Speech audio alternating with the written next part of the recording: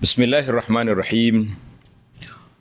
Alhamdulillahi rabbil alamin wassalatu wassalamu ala rasuli rabbil alamin nabiyyina Muhammad wa ala alihi washabihi ajma'in wa ba'du. Muslimin dan muslimat para jemaah sekalian, alhamdulillah pada pagi ini Rabu 27 hari bulan Disember 23 kerana di Pondok Sungai Durian ini bertuah kerana dikunjungi oleh yang berbahagia Datuk Dr. Abdul Razak Kecik, seorang aktivis dakwah yang berpengalaman lama, bermula daripada bila dan apa aktiviti dakwah NGO yang ditubuhkan. Saya tak nak cerita, saya nak tanya je. Jadi alhamdulillah kami di Pondok Sungai Durian dan juga bersama dengan Yayasan Pondok Sungai Durian YPSD mengalu-alukan kedatangan Datuk dan rombongan daripada Abim Aurish ni untuk ziarah, dan juga saya ambil kesempatan di sini untuk mendengar cerita pengalaman Datuk dalam bidang dakwah. Jadi ahlan wa sahlan kepada Datuk Abdul Razak. Jadi soalan saya yang pertama, sepanjang Datuk berdakwah di bawah platform aktiviti kerja-kerja dakwah ni, di bawah NGO mana yang Datuk tubuhkan? Dipersilakan. Assalamualaikum warahmatullahi wabarakatuh. Terima kasih Ustaz di atas sambutan kepada kami dan juga soalan yang ditanyakan ni. Mengenai NGO apa yang saya bergerak, pertamanya saya perlu sebut NGO utama saya ialah Yayasan Al-Khalifah, atau dalam bahasa Inggerisnya Al-Khalifah Foundation. Al-Khalifah Foundation ni bermula pada awal tahun 80-an lagi atas nama Ain Trust Fund. Kemudian pada tahun 2007 dia telah diperbadankan sebagai sebuah yayasan, iaitu Al-Khalifah Foundation. Di Al-Khalifah Foundation ni buat masa ini sebagai badan induk kepada beberapa NGO. Ya, pertamanya ialah Islamic Outreach Abim Kelantan. Jadi Islamic Outreach ini berada di bawah Yayasan Al-Khalifah, didanai oleh Yayasan Al-Khalifah. Dan kita telah buat kerja sejak lebih kurang 40 tahun yang sudah, khususnya dakwah pada orang asli. Kemudian dia ada Yayasan Anak Yatim Kelantan, juga berada di bawah Yayasan Al-Khalifah, yang telah menubuhkan dua buah rumah anak yatim, iaitu lelaki Rumah Puteri Harapan dan Rumah Putra Harapan di Jalan Pekalan Cepa. Dan kita juga membuat program untuk anak yatim luar, yang dipanggil home base anak yatim, dan anak yatim di sekolah, yang kita panggil program upaya, program ubah prestasi anak yatim, dengan kerjasama Jabatan Pendidikan Negeri dan YIK. Alhamdulillah setiap tahun kita melatih lebih kurang 2,000 orang pelajar-pelajar sekolah dalam program motivasi untuk meningkatkan akademik mereka, akhlak mereka melalui program upaya ini. Jadi ada anak yatim yang tinggal di rumah anak yatim kita, di Rumah Puteri Harapan, Rumah Putra Harapan, ramai lebih kurang 200 orang, dan ada program home base lebih kurang 100 orang yang kita support duduk di rumah lebih kurang RM100 sebulan. Dan ada program upaya, itu dengan kerjasama sekolah YIK dan sekolah JPN. Kemudian ada satu lagi NGO dipanggil Yayasan Pembangunan Rumah, yang berpusat di Tumpat, di Kajang Sebidang. Pusat ini asalnya ialah sekolah menengah agama yang besar, tetapi ditutup, akhirnya diserah kepada saya untuk diguna. Maka saya ambil kesempatan menjadikan di sini pusat latihan, iaitu Akademi Pembangunan Rumah. Kemudian menubuh yayasan yang dipanggil Yayasan Pembangunan Rumah. Pusat ini melatih kemahiran kepada masyarakat, khususnya ibu tunggal, anak-anak yatim, orang miskin, orang asli, saudara baru, dan golongan-golongan lain lagi. Jadi alhamdulillah setiap tahun bermacam-macam program kemahiran, termasuklah memasak, buat kuih, kraft tangan, pertanian, kelulut dan sebagainya untuk masyarakat tempatan. Ini terus berjalan, alhamdulillah. Kemudian akhir sekalinya Brigade Bakti Malaysia. Jadi Brigade Bakti Malaysia ni ditubuhkan pada tahun 91 dan dibiayai sepenuhnya oleh Yayasan Al-Khalifah atau Al-Khalifah Foundation. Kita ada 5 bahagian besar, iaitu Brigade Bakti Masyarakat. Ini untuk kerja-kerja sukarela lah. Bantuan dalam banjir, bantuan dalam masa malapetaka, bantuan kepada orang miskin, bantuan kepada macam-macam golongan yang perlu dibantu. Kita ada juga satu lagi bahagian, iaitu pasukan beruniform sekolah. Pasukan beruniform sekolah ni ialah Brigade Bakti dapat masuk ke sekolah-sekolah untuk menubuhkan badan beruniform seperti pengakap. Jadi kita ada Brigade Bakti di sekolah-sekolah sekarang ni. Cumanya lebih kurang 100 buah sekolah. Sebelum COVID kita ada 300 buah sekolah seluruh Malaysia. Dan insyaAllah kita akan pertingkatkan bilangan di sekolah-sekolah untuk melatih pelajar-pelajar ni supaya suka buat kerja kebajikan dan dakwah. Kemudian ada Brigade Bakti IPT. Iaitu di IPT kita dapat kelulusan untuk masuk dan tubuh apa yang dipanggil Kelab Brigade Bakti IPT. So kita ada Kelab Brigade Bakti USIM, Kelab Brigade Bakti UIA, Kelab Brigade Bakti Universiti Melaya, Kelab Brigade Bakti yang hampir ditubuhkan iaitu KIAS. Dan kita akan tubuh lagi Kelab Brigade Bakti di semua universiti dan kolej-kolej supaya dapat kita menggerakkan pelajar-pelajar ni macam Brigade Bakti sekolah juga, pasukan uniform sekolah juga, iaitu menggalakkan mereka supaya buat kerja kebajikan. Ini kita tahulah kebajikan ni benda yang amat dituntut. Dalam istilah saya, kerja-kerja kebajikan ni dipanggil al-bir, berlandaskan pada surah Al-Baqarah ayat 177. Yang mana Allah jelaskan al-bir itu dengan begitu terang sekali. Ya, surah. Dulu sebenarnya MRA pun juga berada di bawah Yayasan Al-Khalifah, tetapi dia sudah besar dan mampu berdikari, maka tidak lagi dibiayai oleh Yayasan Al-Khalifah. Itulah 5 agensi yang menjalankan tugas-tugas yang saya lakukan sehingga kini. Itu Ustaz. Jadi 5 tadi apa? Yang pertama Yayasan Khalifah. Yayasan Khalifah sendiri. Kemudian Islami Aurish Abim. Dia bukan di bawah Abim yang pusat nanti? Dia memang bawah Abim juga. Tapi kita biayai hanya Islami Aurish Abim. Abim pusat dan Abim negeri mencari dana mereka sendiri. Jadi kita tak bertanggungjawab juga lah. Untuk dakwah ni. Ya. Jadi kamu ada Brigade Bakti? Brigade Bakti Malaysia. Kemudian Yayasan Yatim Kelantan, dan last kalinya ialah Yayasan Pembangunan Rumah.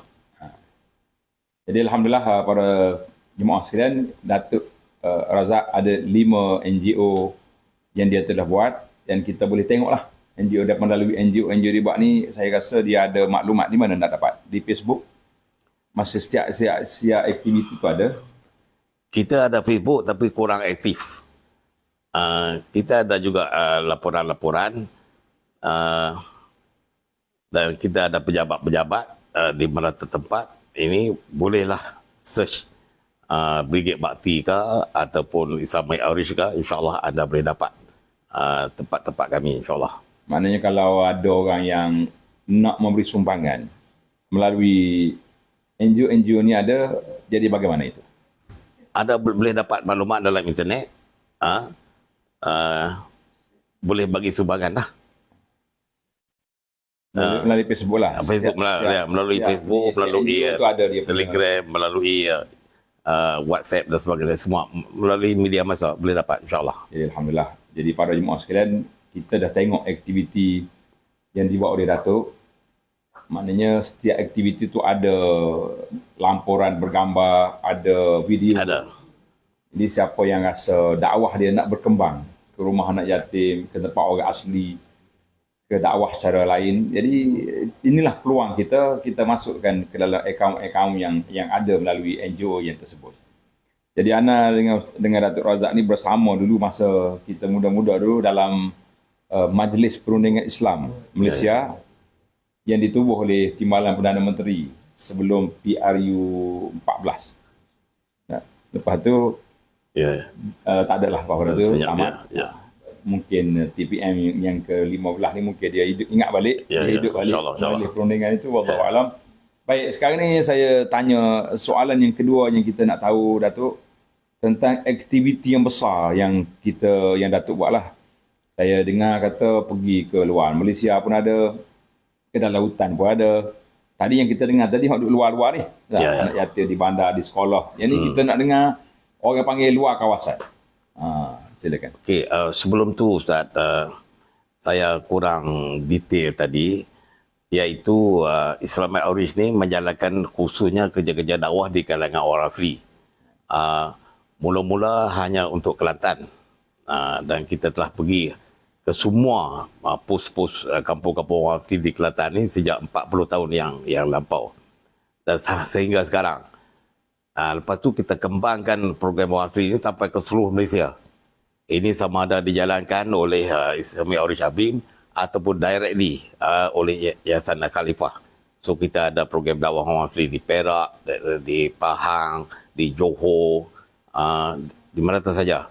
Kita ada juga program dakwah di Sabah dan Sarawak kepada orang Iban dan kepada orang dusun dan sebagainya. Itu di bawah ni Islamic Outreach dan juga direct di bawah Yayasan Al-Khalifah sendiri. Adapun di bawah Brigade Bakti tadi, kita dah sebut kita ada bahagian sekolah iaitu pasukan uniform sekolah macam pengakap lah. Kita ada juga kelab Brigade Bakti di IPT dan kita ada juga Brigade Bakti Antarabangsa. Di sinilah kami telah pergi ke Filipina untuk menjalankan kerja-kerja dakwah. Jadi saya pergi ke Filipina pada 10 Januari 2014. Ekoran Filipina dilanda oleh satu taufan besar yang dipanggil Taufan Haiyan. Kalau di sana dia panggil Yolanda. Di mana sekitar 10,000 orang meninggal dan berjuta rumah hancur. Jadi ini berlaku pada bulan November 2013. Saya utus pasukan. Saya waktu itu Presiden MRA, Malaysia Relief Agency. Saya utuskan batch pertama saya ni pada bulan 12 2013 lagi. Saya hanya pergi pada 10 Januari 2014 selepas diterokai oleh kumpulan pertama, iaitu staf-staf saya lah.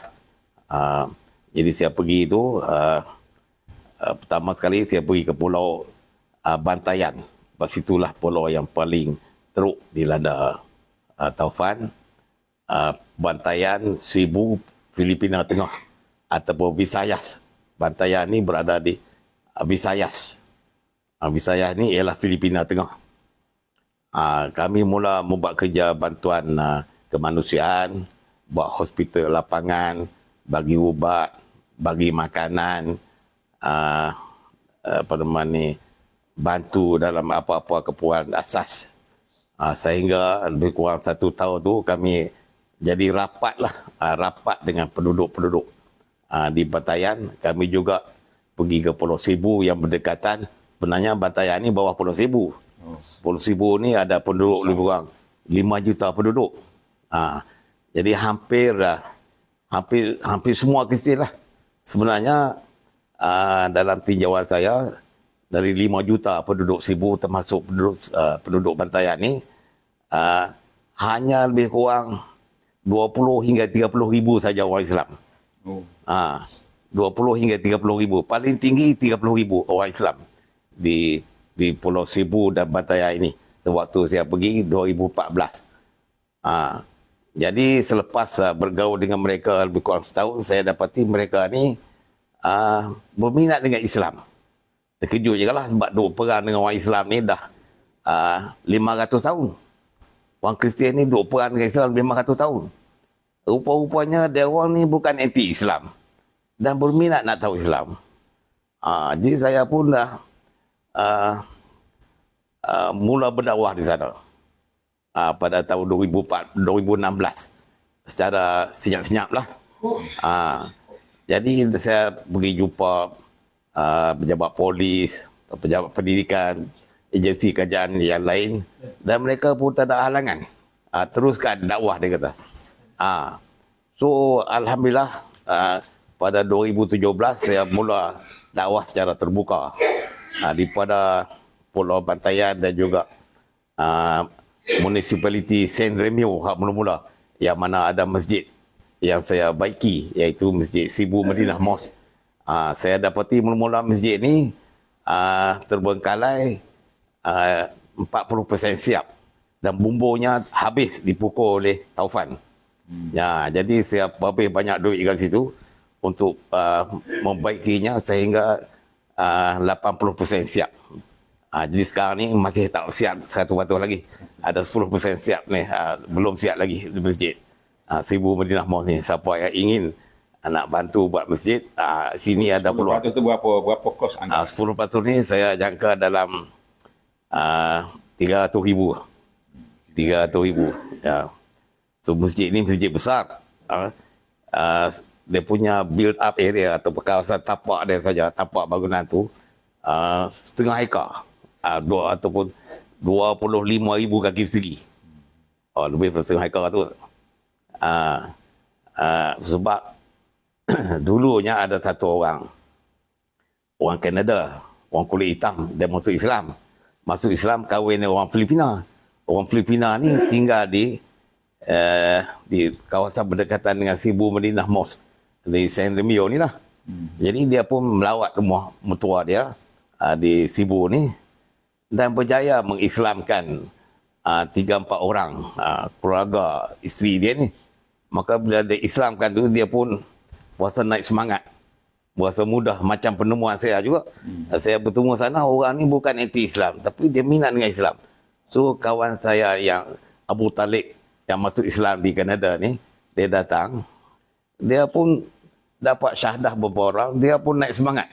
Naik semangat. So itulah dia balik ke Kanada, dia cari dana, dia beli tanah 1 hektar dan dia bina masjid ni. Masjid yang begitu besar. Setengah hektar punya build up area, 2 tingkat. 2 tingkat. Jadi tapi bila saya pergi tu, selepas taufan harian tu, hancur. Jadi kita kena bangun semula lah. Dia pula, Abu Talib ni, dia sakit, dia jatuh sakit. Terpaksa mendapat rawatan hemodialisis. Jadi tak boleh datang dah. Saya pun tak pernah jumpa dia. Dia cakap telefon saja. Ada di Kanada? Ada Kanada lah. Tapi anak saudara bini dia yang menjaga masjid ni, nama dia Abu Bakar. Abu Bakar ni lah yang bantu saya menjalankan kerja-kerja dakwah. Apabila kami melihat jiran-jiran masjid ni berminat dengan agama, kami pun ajak datang masjid, dia pun datang. Dan datang syahadah. Syahadah kali dengan anak-anak dia pun setiap pagi sembahyang subuh, sembahyang isya, sembahyang zuhur, sembahyang apa. Jadi alhamdulillah. Tapi sedihnya selepas 10 tahun Islam di sekitar ni tak berkembang. Tak berkembang. Jadi setakat dulu ya, malah setengah dah pindah pergi tempat lain. Jadi masjid ni macam tak ada orang dalam ni walaupun masjid besar. Ini kerana apa? Kerana Abu Bakar ni pun satu karakter juga lah. Dia orang baik. Cuma kadang-kadang tu apa yang saya describe ialah sebagai satu general yang tanpa tentera. Dia orang baik, nak dakwah tapi tak ada penyokong-penyokong. Jadi saya pula bila berkembang ke tempat lain, tak mampu nak beri perhatian kepada kawasan masjid ni dah.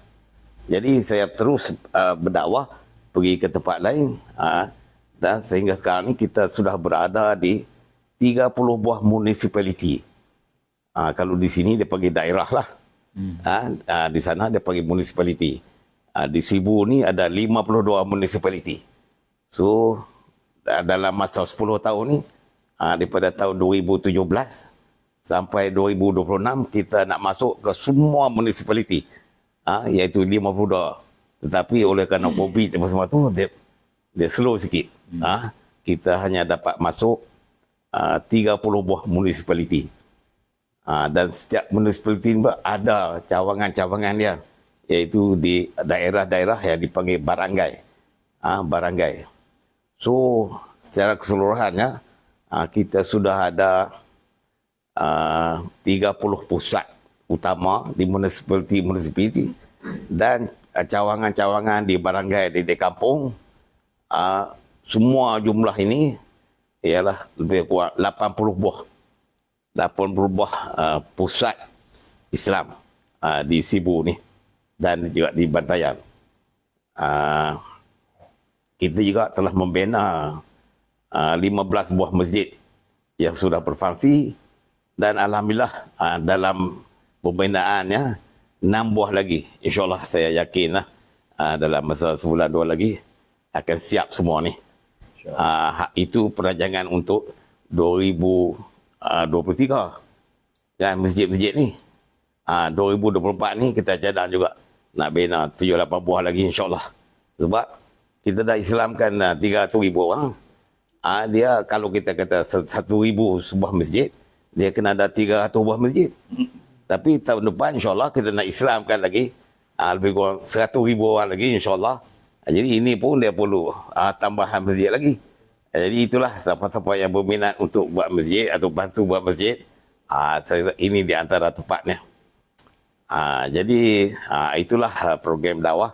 Jadi kami alu-alukan jugalah kawan-kawan untuk membantu bersama kerja-kerja dakwah di Filipina ni. Alhamdulillah kita ada dah rakan-rakan persatuan, termasuklah Ummah Care. Ummah Care yang bersama dengan saya, dan juga Sibu Care bersama dengan saya untuk bekerja dakwah ini di Pulau Sibu dengan beberapa gabungan ini. Tapi kita semua kalau di Sibu semua bergerak atas nama One Dakwah Foundation. Kita dah tubuh satu yayasan di Sibu ni yang bernama One Dakwah Foundation Incorporated Philippines. Satu NGO di sana lah.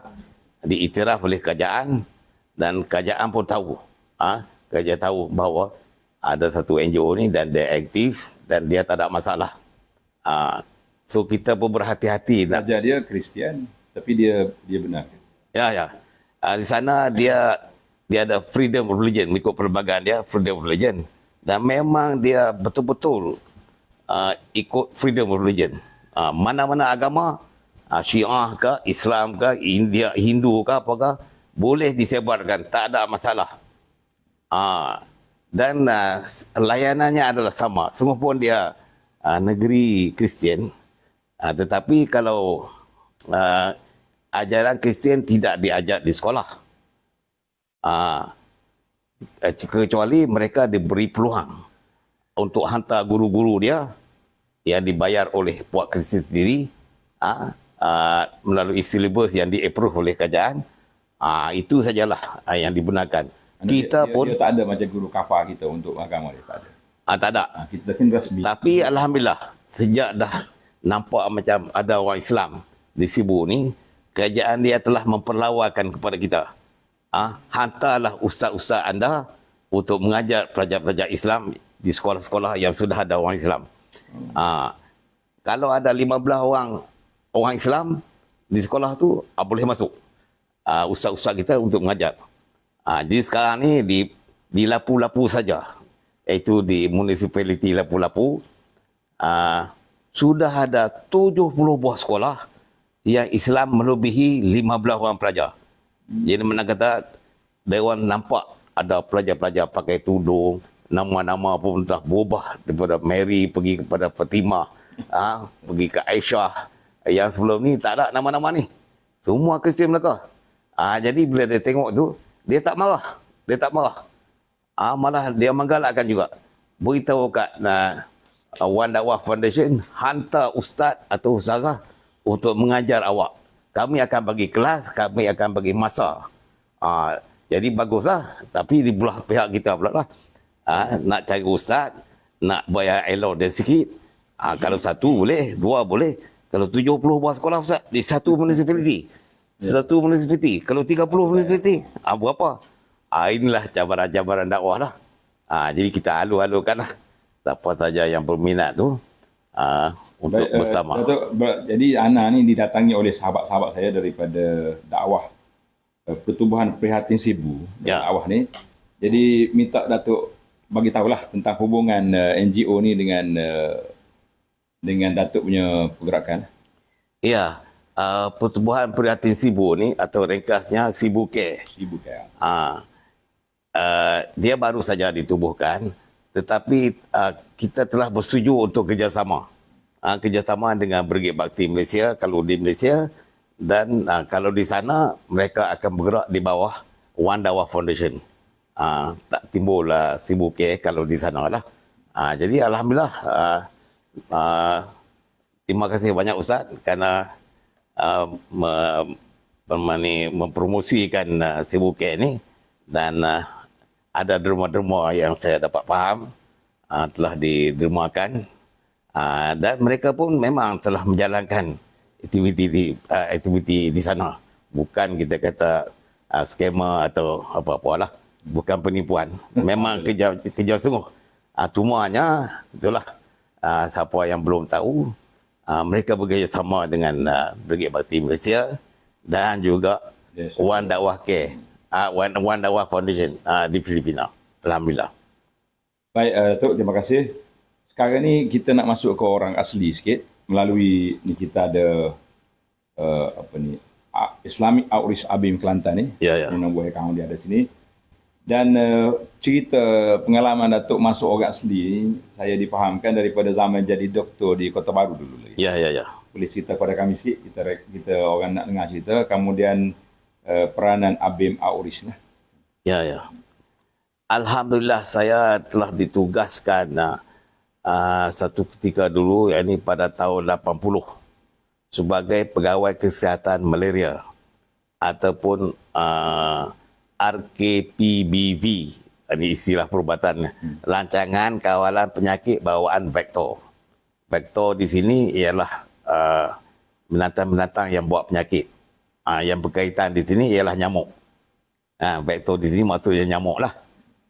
Jadi di bawah Rancangan Kawalan Penyakit Bawaan Vektor ni, saya bertanggungjawab untuk mengawal denggi, untuk mengawal malaria dan penyakit-penyakit kencing tikus, leptospirosis, dan penyakit-penyakit lain lagi yang datang daripada binatang.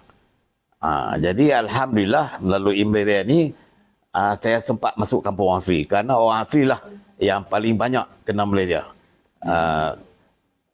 Dalam tahun 80-an dulu, setiap tahun lebih kurang 300 orang Kelantan ni mati kerana malaria, dan sebahagian besarnya ialah orang asli. Demam kurang. Demam kurang. Sebab kurang tu tahu apa sebab? Kenapa kurang ni? Sebab dia bekak satu anggota badan ni, hati lah, ataupun hati, orang putih panggil liver. Liver ni kita panggil hati, kan? Jadi dia bekak. Dia buka hati ni. Jadi istilah orang kampung ni, hati ni kuah-kuah. Sebab dia kalau saya jamuh ni pun, dia berasa macam duk gosok belakang kuah-kuah. Gosok belakang kuah-kuah. Tulis nama ikan di live. Masuk kamera. Jadi itu bila saya dapat masuk orang asli, saya dapati mereka ni kerap dapat penyakit malaria. Jadi saya terpaksa masuk. Setiap bulan saya masuk kampung asli. Dan semua kampung asli di Kelantan ni, termasuk sampai ke Gop, sampai ke Pasik, Simpur, ini kawasan pedalaman lah. Kalau Kuala Betih ni, dia kira kawasan tepi pinggir dah, tak ada masalah. Pedalaman tu sampai saya kena naik heli. Tempat dulu tak ada jalan. Kalau ada jalan pun memang bukit dan sebagainya. Kalau kereta ni bermasalah lah. So, saya pergi dengan heli untuk bertemu orang sini. Jadi sambil-sambil merawat mereka, kita jadi kawan baik, maka saya berdakwah kepada mereka dan alhamdulillah ramai yang masuk Islam. Bukan macam sekarang. Kalau dulu ni kadang-kadang masuk Islam, sebuah kampung masuk Islam, Ustaz. Kampung Sungai Rual Jeli. Sekali masuk Islam mula-mulanya 20 orang. Kali ngatuk mulut dia. Lepas tu kali yang kedua, kali ketiga saya pergi tu, habis masuk Islam. Tapi dulu ni Sungai Rual tu ada lebih kurang 200 orang ya. Lah ni penduduk dia dah berkembang jadi 1000 orang. Sebab dia orang ni beranak banyak. So, apa yang kata? Jadi alhamdulillah ramai anak dia. Berapa orang? Ramai. Dia tak ada tak ada kawalan kontrol kelahiran macam kita ni. So dia ikutlah, nak beranak lah.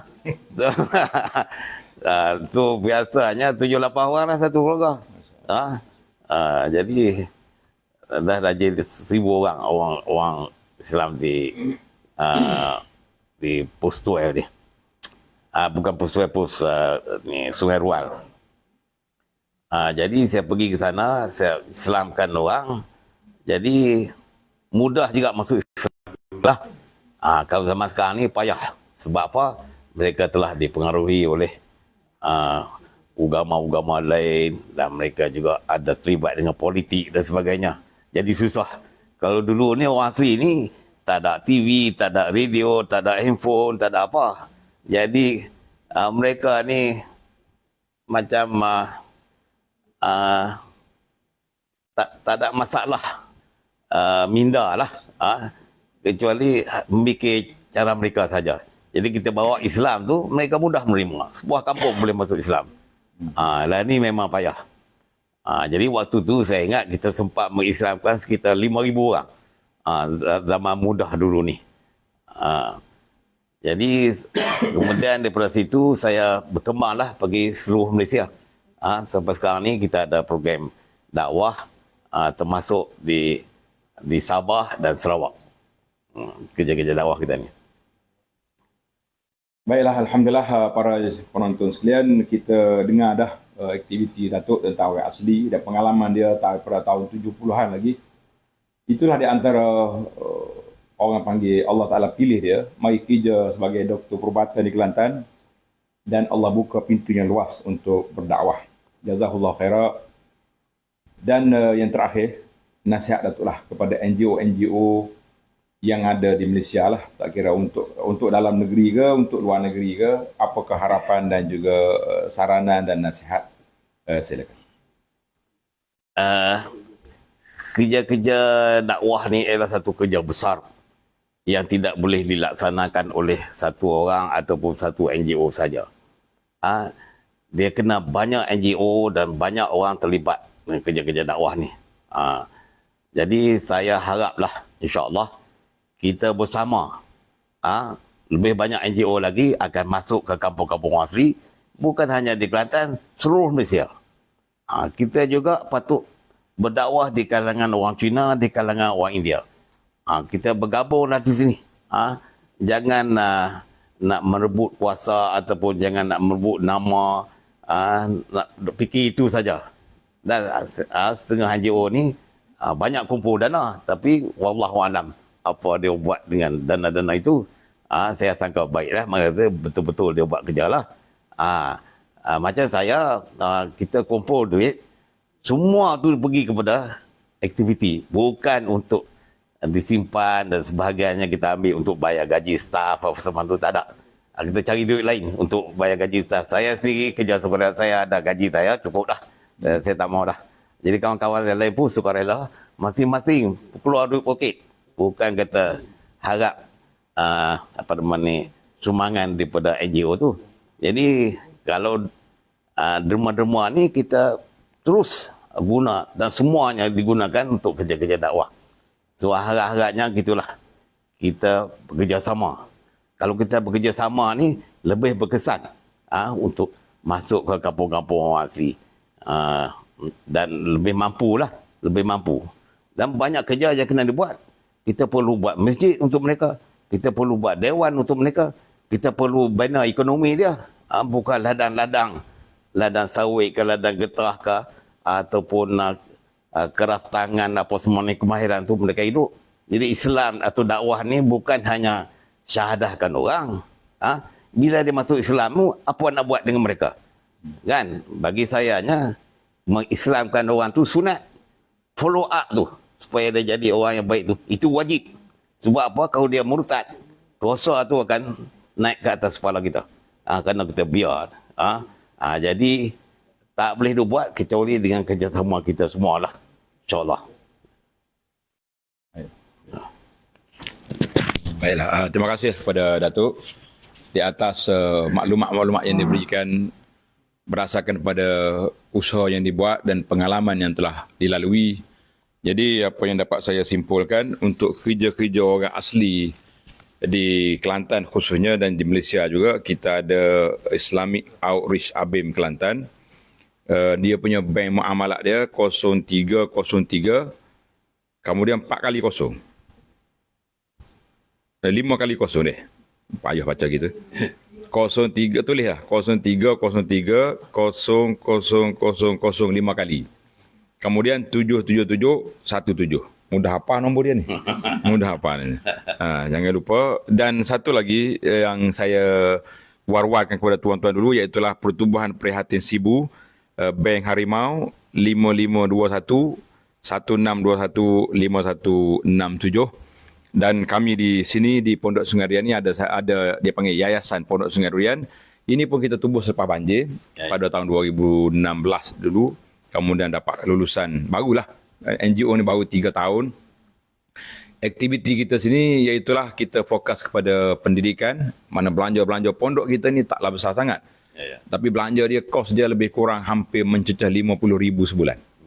Jadi melalui yayasan inilah yang kita bergerak. Alhamdulillah saya kemudian kita luaskan aktiviti kita kepada dakwah melalui pendidikan, melalui dakwah, dan kita kerjasama juga lah. Yayasan Pondok ni banyak juga bantu ABIM Outreach.